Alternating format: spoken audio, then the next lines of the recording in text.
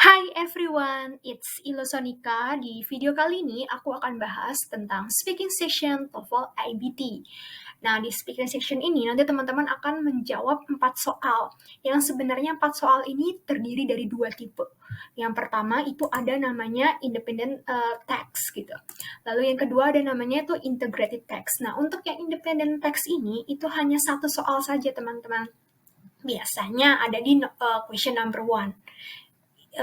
Kita bisa sebutnya itu namanya pair choice. Jadi teman-teman memilih salah satu dari 2 pilihan, 2 atau 3 pilihan yang disediakan di soal.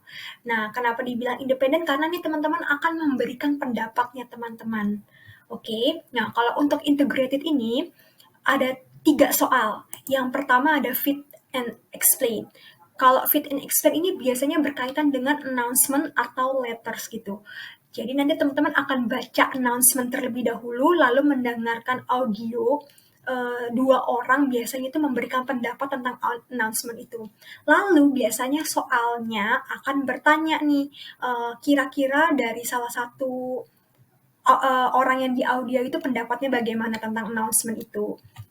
Yang kedua, itu ada general or specific. Nah, sama seperti nomor 1, teman-teman nanti akan baca bukan soal sih, paragraf tentang, ini kayak tentang academic writing gitu ya.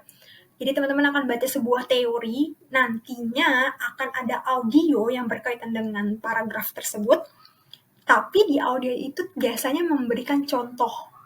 Nah, tugasnya teman-teman di sini itu menjelaskan kembali teori tersebut beserta contohnya, tapi harus berkaitan, ya.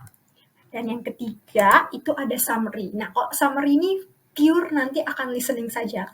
Jadi nanti ada kayak lecture, teman-teman tugasnya adalah seperti apa ya, kayak membuat ringkasan gitulah berdasarkan audio tersebut, gitu. Nah, ini untuk speaking scoring rubriknya. Ada 3 hal yang dinilai dalam tes speaking ini.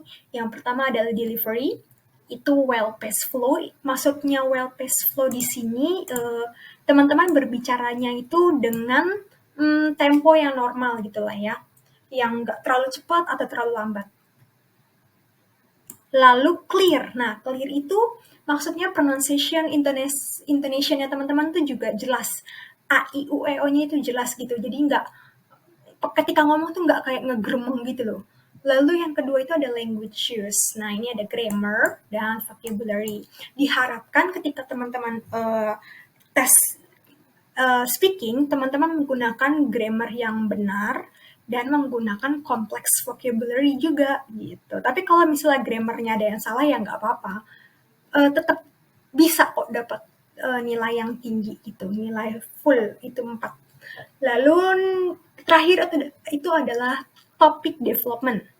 Nah, di sini ada 3, well developed.